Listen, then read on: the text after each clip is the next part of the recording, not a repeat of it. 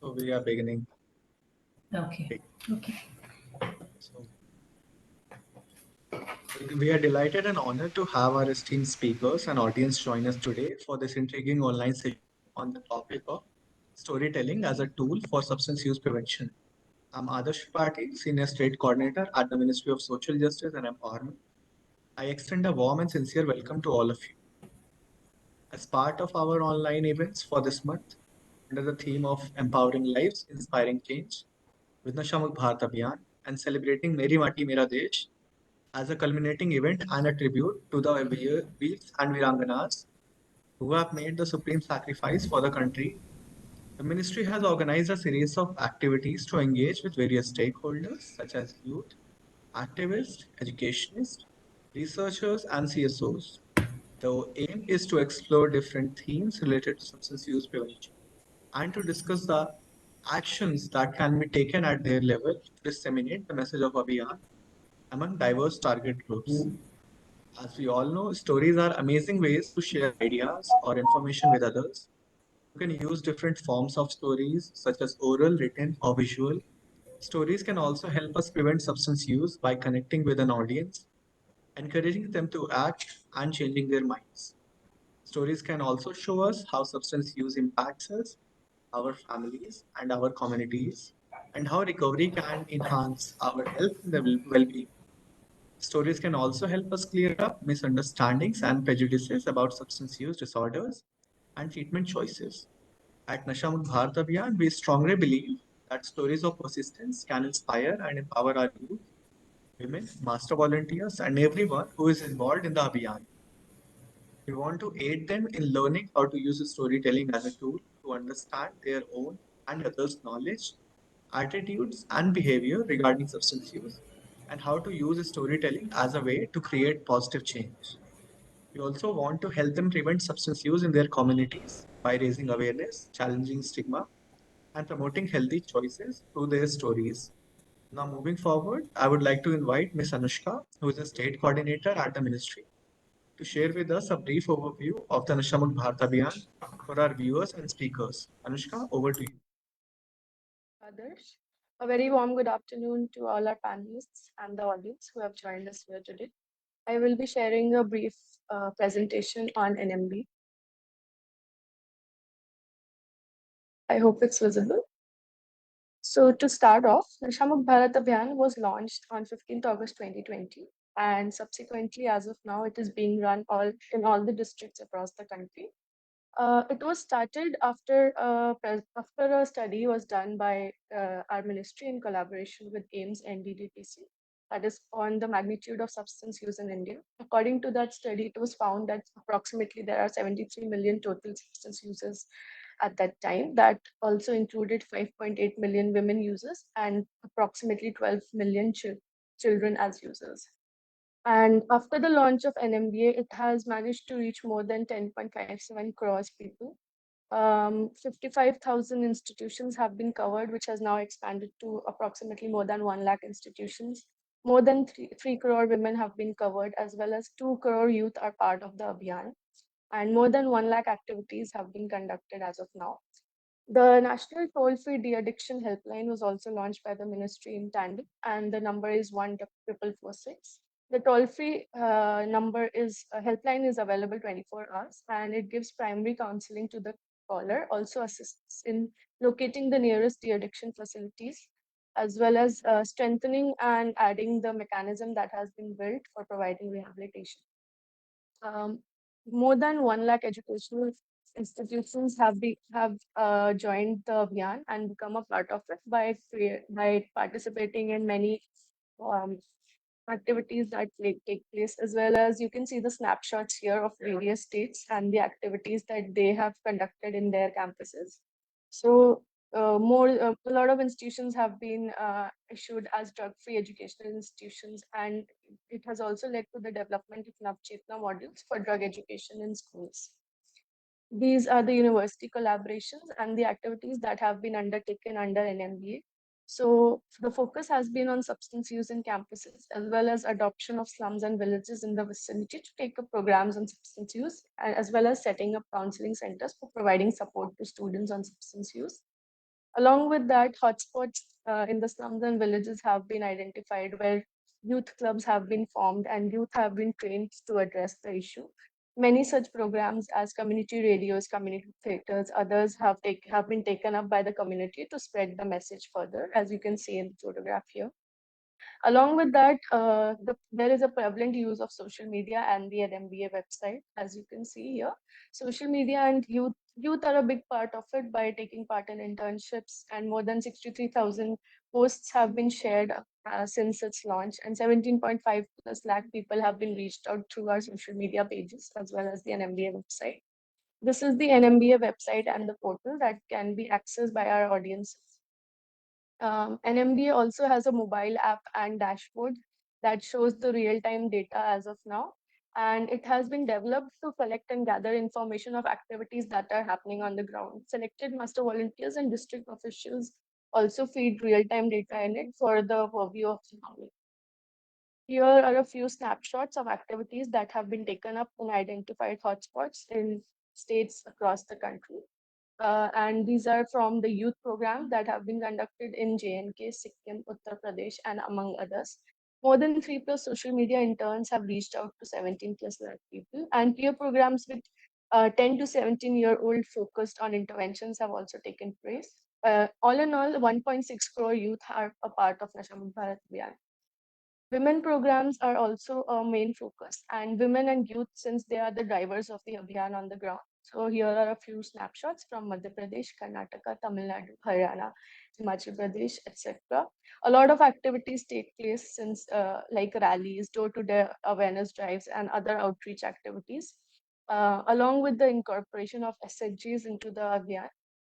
And here are snapshots from community programs that have taken place in Madhya Pradesh, Maharashtra, Odisha, and Tamil Nadu.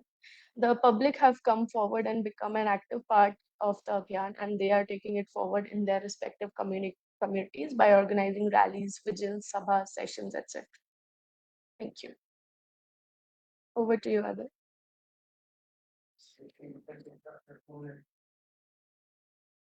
Thank you, Anushka, for sharing such an informative presentation and providing insights about Bharatnatis across. To all our listeners today, please visit the official website to learn more about the Abhiyan. And you can also follow us on social media platforms where we regularly share relevant content and updates. Without further ado, I would like to introduce our esteemed speakers for today. Today we have Ms. Smita Jacob joining us. Ms. Smita is a co-founder of Yolgar Active. She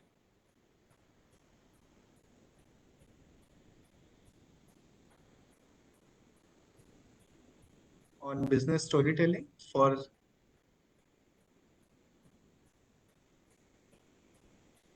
Ms. Manjusha Vijayakumar with us. She practices expressive arts therapy and is an facilitator with over 10 years of experience. Ms. Manjusha is passionate about bringing together mental health, arts, skills, creative, and storytelling. She has created and delivered customized experiential based learning programs for a diverse set of groups and organizations like children, adolescents, persons with disabilities, adults, etc. Now, I would like to request Ms. Smita and Ms. Manjusha to begin the session by shedding light on the significance of storytelling and the impact that is created by sharing stories. Ma'am, Thank you, Adarsh. Thank you so much. Welcome everyone to today's session. I'm Manjusha, And this is Smita here. We are Yeah. very happy and glad to share with you our experience of storytelling. And Manjusha, do you want to introduce what storytelling is? Yes, definitely. Yeah. So we've been practicing storytelling for the last 10 years, and we have experienced the profound impact and the power of storytelling. Why is storytelling so powerful, right? And in the context of even substance abuse, why storytelling is powerful? I'm sure all of us, remember stories that have been told to us as a child. The stories shared by your grandmother, the stories you heard from teachers when you were young. We have forgotten all that we have learned, but we always remember what the stories, right? And that's because stories appeal to our heart and soul and not just to the mind. And because of that, they stay with us for a very, very long time. Stories are a great way to learn so many things. And that is why, if you look in India, we have this huge oral tradition. Stories have been passed on to us for generations and generations only through the word of the mouth and only through oral storytelling. But the impact, ancient stories and folklores and fairy tales are, subtly going out with all the gadgets and the, things coming in place, and we don't have grandmothers to talk about stories. yes, yeah. And Manjusha, why don't you tell us, start with a story? Yeah, maybe let's start with the story and then maybe you can gauge how impactful storytelling is, especially in the context of therapeutic aspects and in substance abuse. Tale from South America, and let's see how we can relate it to substance abuse. Long, long back, there lived a witch in the mountains. Now, this witch, she slept through summers and she woke up only when it was winter and it was cold. And this witch had a lot of magic skills. And one of the most powerful skills she had was she had this magic ball. Magic ball, she could attract children to come to her one by one. Yeah, and what was so magical about it? It is so magical that only children could see this magical ball. And adolescents could see this magical ball. And using this magical ball, she would attract people to come to her place. And after that, we don't know what happened to those children. So one day, around a lake, a brother and a sister, Raja and Rani, were playing together. And Rani spotted this magic ball from far away. This magic ball is very alluring and very beautiful to look at. It had all the colors of the rainbow shining on it. Rani was automatically drawn to it and she started walking towards this magic ball. The magic ball would roll and stop and wait for her to come and take it. But the minute she would reach out, the magic ball would roll again. Rani was mesmerized by the magic ball. She kept following the magic ball and walking along with it. Watching her go by, her brother couldn't stand there. What is Rani chasing? Let me go behind her. So Raja started walking behind her. And Rani went and went. Every time she'll go as close to touch the magic ball will roll away. But she was completely hypnotized by this magic ball. And there was so much adventure and thrill in chasing this magic ball. She kept going and going and going, and Raja kept following her.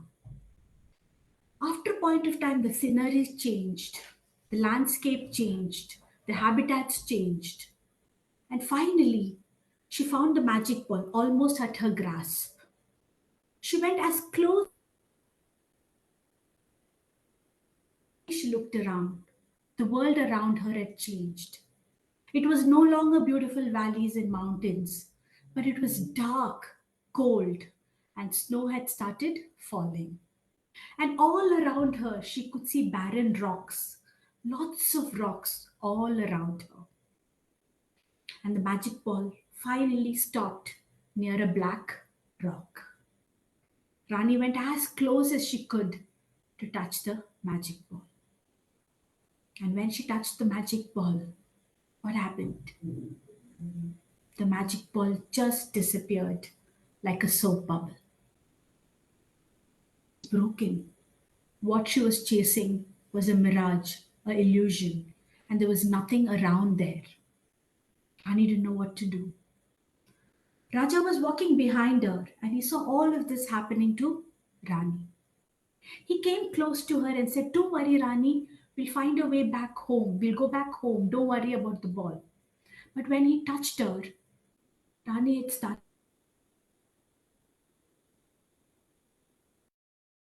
Raja got worried. Oh my God, what do I do now?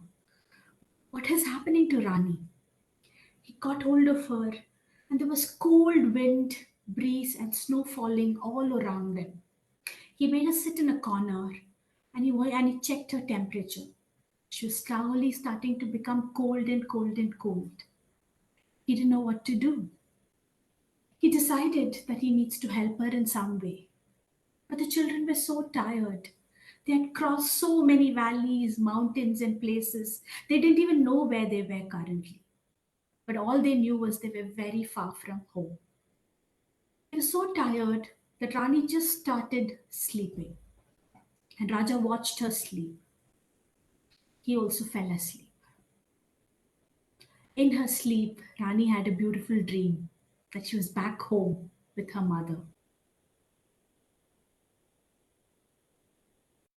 But suddenly her mother started pulling her hair and pushing her and being very hard. Rani woke up with a start. It was a dream, and it was not a pretty dream. It was actually a nightmare. You see, you remember the cold witch? The cold witch, through using magic, was combing Rani's hair and it converted her hair into stone. When Rani woke up, she wanted to go to her brother and tell him about the story and the dream, what happened, but she couldn't move. Couldn't move. All she had was her arms, and with her arms, she was trying to reach out to him. Raja woke up and he realized his sister was in distress because she was just using her arms and trying to tell him something.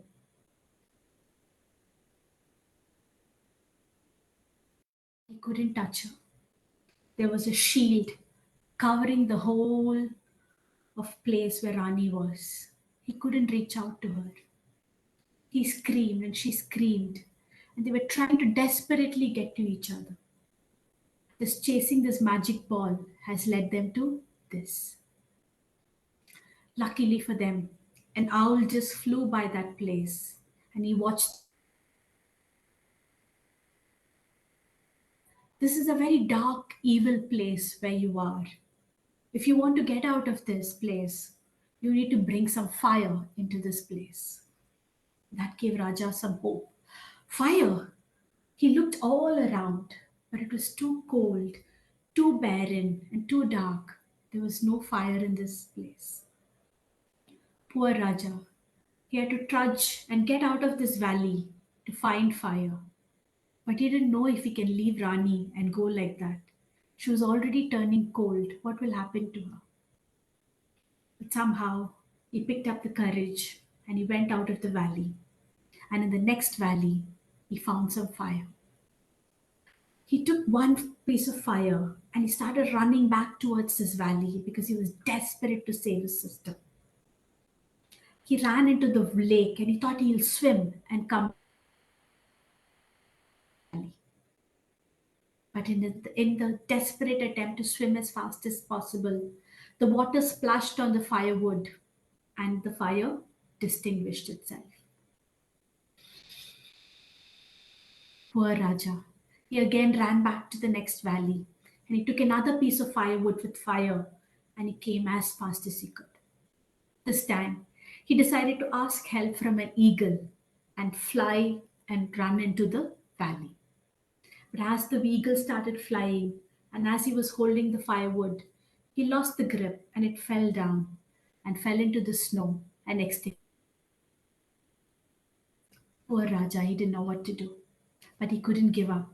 His sister was struggling for life, and who knows if she will survive all of this. But this time he realized that he can't be in a hurry. He'll have to go as steady as possible and to ensure that the fire reaches the valley and helps Rani. So he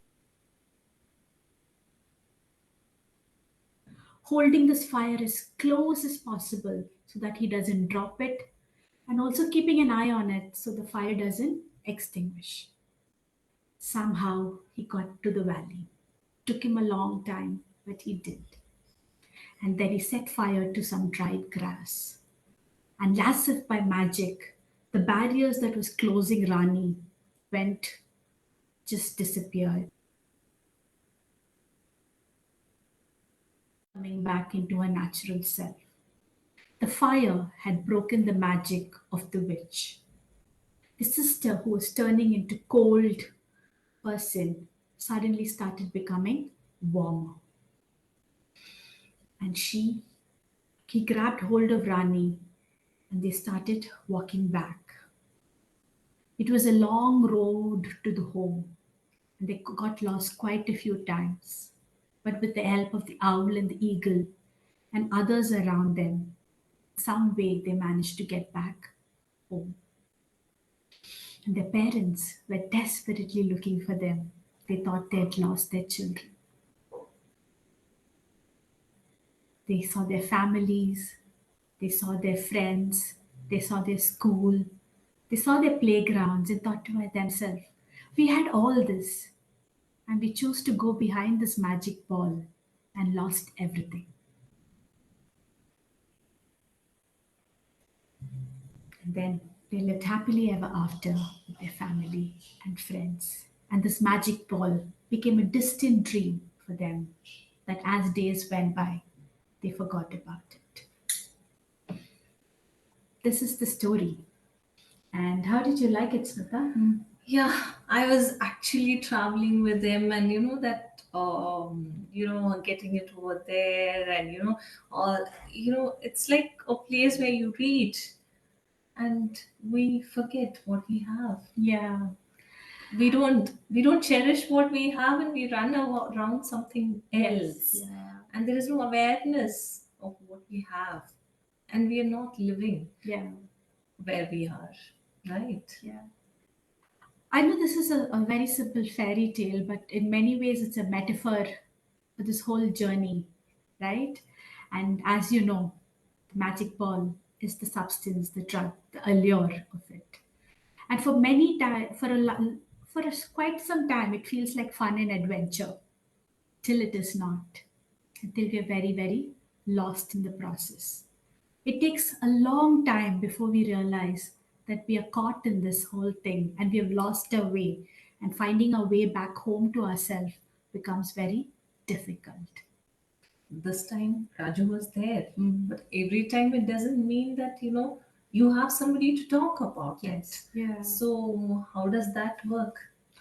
Yeah, so if you notice what happened when the whole thing of the hair getting thing, you realize that you need help, Hmm. but you're not able to get out of that scenario. Hmm. And that is where community, friends, family support comes in, and there is somebody not giving up on you. And it is a very difficult place to be stuck in helplessness and hopelessness, and you feel that nothing can change for you.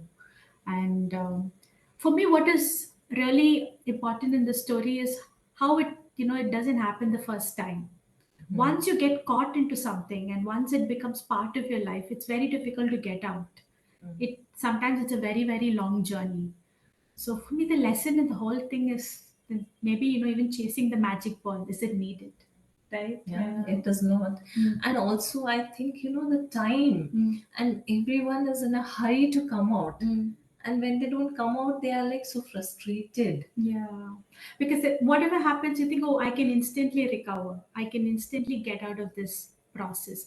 But usually, it never happens. And you, I mean, I'm sure you, all of you who work with substance abuse, know how difficult it is. Recovery is. It is possible, but the process is hard and painful. Yeah. Yeah. But it is possible. And like in storytelling, one of the things that we realize when sharing stories with everyone is that there is a lot of hope. How much ever difficult your situations are, things will change. And you have the resources, skills, and a lot of things that you can help. And your ability to ask for help, or all of these things can help you make the changes. It might take a while. It might take, it might be easy. You never know, but all of that is available, and you can make those changes.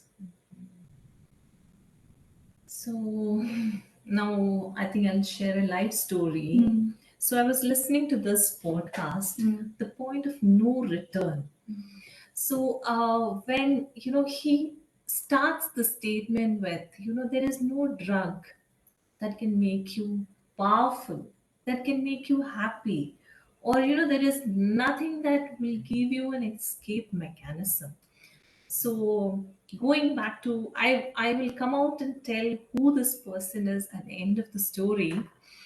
And basically what happens was, like, he was a little boy who was brought up by a single mother, and he had a brother. He also expired. And for him, once he started having the drugs, and he had the drug, and it gave him some power, some kind of relief to, escape from what he was going through. And later, what happened was, like, it came to a stage that no drug could help him.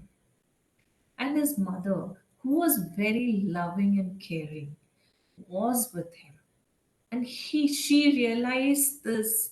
And as the girl was, asking for help, the mother, and like Raja, the mother could find him, and she took him to the de-addiction center. And there he wanted to come out. It was not one day, it was not 2 days, it was many, many days. And for him, the first thing he says that he remembers his self esteem, his self respect.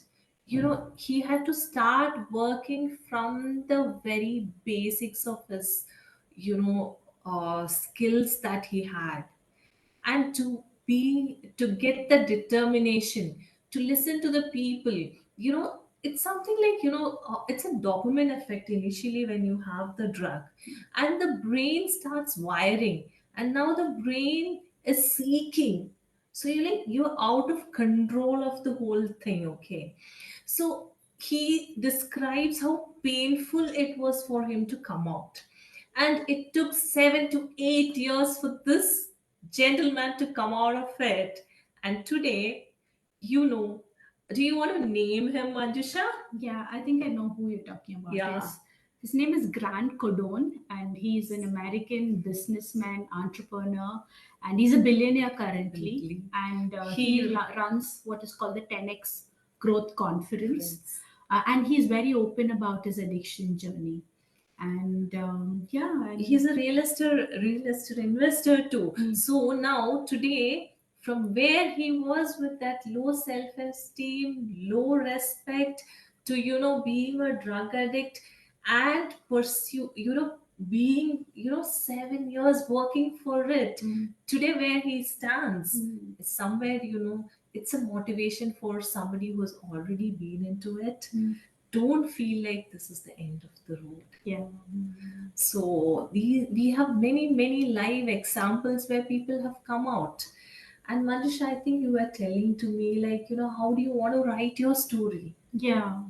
So I think one of the challenges with substance abuse is that when you, especially when as an adolescent, like in my story, Rani was just curious, right?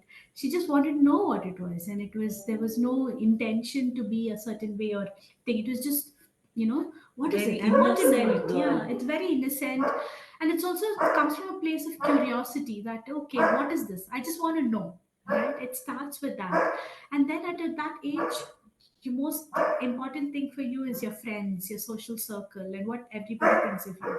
And if somebody says, "So let's try this, it will be fun," and that's when it starts. It feels so. How do you?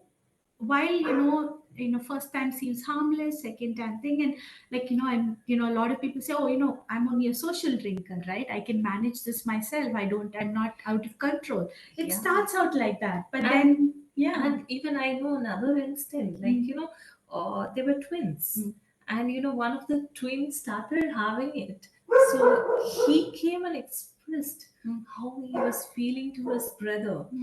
And he was like, oh, let me try. And, both the brothers, they were having drugs. And one of the brother, he did not know how much to take, because when they get into it, they Yeah. taken more. And this boy seeing his brother take the more in it, and next day morning he sees his brother frozen. He's helpless. And what happens to the other person? Instead of he wants to escape, he's scared of what is happening, Yeah. so like it's very important, I think, as adults and parents and society, instead of criticizing, go and help them, Yeah. because it's also the role of the society to Yeah. put their foot over there. As individuals, we're shaped by both the society and our values, right? There are two things there, who you are as a person and who's around you. And both of them have an influence at us. And what others have an influence on us. So, adolescent is one of the stages where it's very high. So, how do you develop other skills? And from my understanding, I'm a therapist also, and I work a lot with folks who have substance addiction. Is that it's actually a coping mechanism you built, and you don't want to face your reality, you don't want to face what's going on, and then it becomes a coping mechanism too, and it starts from there. It's an escapism, and then it becomes later it becomes what I would call an unhealthy coping mechanism. You just, so how do you kind of build others coping mechanisms that that are more healthier, and which will, because escaping life, all of us do it, we do it in different ways, but how do you find healthier ways to do it, right? And pursuing another art, doing sports, having more options and resources to do are one way to avoid that. And it is, and also to, and like it is a very difficult job, because all your peers, I have young people coming and telling us that, everybody uses It's something substance. cool. Yeah, it's cool, and how do Huh. I make friends if I don't do then nobody will talk to me, I'll be an uncool person out. So how do you write your own story in the whole process? Because your story is only, what finally, people around you will not be there in your life. Only your loved ones and yourself, you have to face what's going to happen. So how do you write your own story and decide what goes into that story? And does it, because years can just melt away, and once you're in the throes of addiction, then recovery is another total different ball game. So how do you kind of, learn even saying no, or listen to the voice inside you and says, do I want to do it because others are doing it? Do I want to do it because I want to do it? And where does curiosity end, and where does unhealthy coping mechanisms come in? Yeah. And maybe more is to learn to cherish what is around you. And I think, you olden days we had grandmothers, garden, more of interaction with the family gatherings. I think, all that should be, something which will be helpful these days, which we are missing. Yeah, true. Yeah, yeah. In fact, one of the things that we find that is a lot of addiction works. We find the 12-step process works very well for is a very successful thing, and in that, a lot of it is actually sharing stories, about people who have overcome addiction, people who have said no to them. Hearing other stories inspires people, saying that, hey, if they can do it, I can also do it, because they're also a human being, and they have been able to overcome something like that, and maybe I can also overcome that. So yeah, and another thing is also the beliefs you hold Yeah. about yourself, right? Yeah. Yeah, and what do what are the stories that we believe about ourselves? And those will also play a very critical role in and even in trying out something, and because some of us, I remember this one young person who comes to therapy to come back and tell me that, while everybody in my class tries, I've decided my body is a temple, Okay. and I need to be, I need to take care. It's very sacred.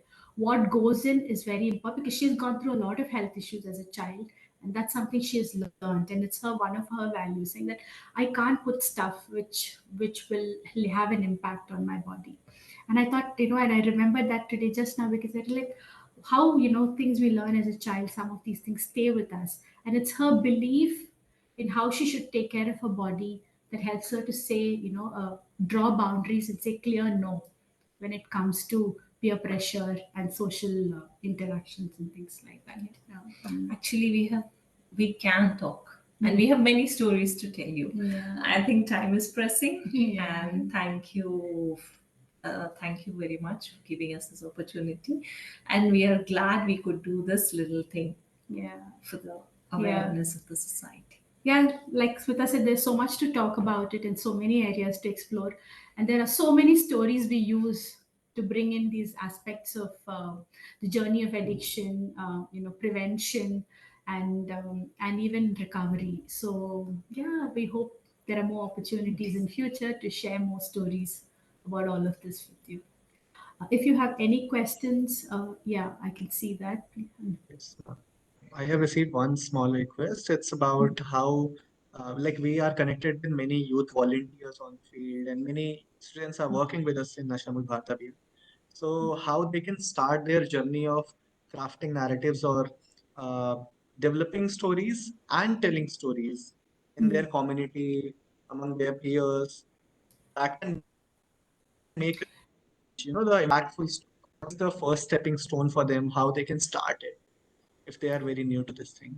Yes. One of the first things, see, the most powerful stories are the real stories. Yes. And I think, and if they're on the ground, they're meeting real people and what they've gone through. And there are quite a lot of unsung heroes among our communities and even in vulnerable populations who have recovered and who have their story. To start putting their story together, maybe even get them to share stories. Because also, Bring them, yeah, because that will help. Yeah. When you come and tell that I have undergone this and I'm standing in front of you, that is something, which is going Yeah. to live. Yeah. And when somebody shares their story, it has a incredible impact because it's not somebody like, an outsider coming and telling. It's somebody who has gone through, who knows what it is. They come and share. So collect those stories. One of the things that young people who are working can actually do, is volunteers can do, is actually collect those stories and share those stories, because how much ever digitalized the world is, human beings, we crave connection, and storytelling is one of the primary ways of connecting with each other. There is a lot of emotional connect that happens through stories. So first step is just writing their stories down, or even getting them to share their experience, and within communities also to create circles where they can share. And sharing also takes a lot of shame away, because a lot of people feel that, especially in terms of addiction and recovery, is that they're very they feel like it's a weakness, right? And I can't talk about it. I will look, how will what will Small, people, I will yeah. look, and what will people think about me? But the fact is, it actually works the reverse. When somebody shares story, you're amazed by their resilience and their persistence and the resources they have to overcome something like that. So it actually inspires people. So one of the things you can do is start collecting stories, putting them together, and start sharing with each other. And to make it more impactful, I believe that narrative, they have to sit with them and understand the journey day by day, because every day is different when you're transforming. Yeah, true. And narratives is also, how do we, what are the language we use about ourselves, right? And when you write a story, how are you thinking about yourself? Are you looking at yourself with compassion? Because if you're very critical about your journey, you're putting yourself even down, and that is not going to help you in recovery. So the language we use when you're writing a story, how you frame the narratives also make a huge difference. Actually, it's a lot big Yeah. subject. Yeah, I think, yeah. If you have to create a story, there is, steps how to build a story. So this is like in a nutshell. Yeah. Yeah.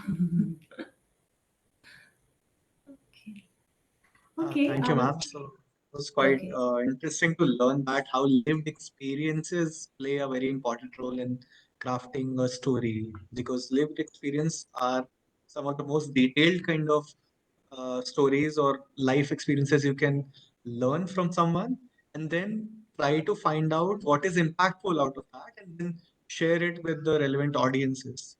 So thank you for sharing the very basic structure of how to start thinking about a story, and definitely it will help our audiences for today. So from today's interaction, I personally believe that it will contribute to the prevention of substance use among, communities of our audience by raising awareness, challenging stigma as goes out way when you start sharing your personal experiences. So that stigma about use is also being challenged in that manner and promoting healthier choices from their stories. So as I'm trying to wrap up the session, I want to express my sincere gratitude to both of you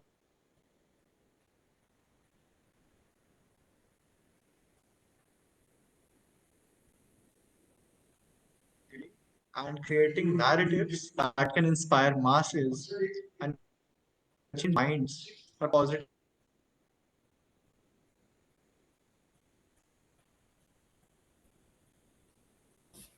for our audience. Anniversary of Bharat Abhiyan under the banner of Meri Mati Mera Desh. The Ministry of Social Justice and Empowerment has organized multiple online events like engaging webinar with global youth activists, highlighting the role of civil society organizations with the Abhiyan, weaving narratives of women and substance use within the theme of empowering lives and inspiring change. So under Nashamuk Bharat Abhiyan, we keep organizing many such events to engage with women, youth, master volunteers, civil society organization, and many more stakeholders who are working on ground. So these events are in chain to inspire them with the significance of collective efforts and making a drug-free society. Ultimately, we want to realize the dream of making a drug-sensitized nation, or as we say, Nashamukt Bharat. So now, to end the session, I would first request everyone to switch on the camera so that we can take a group picture and then we'll conclude the session. Isha, please let me know.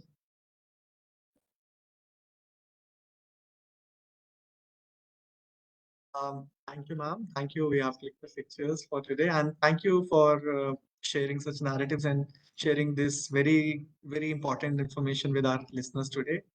Thank you for today's session. Thank you, Smita ma'am. Thank you, Manisha ma'am.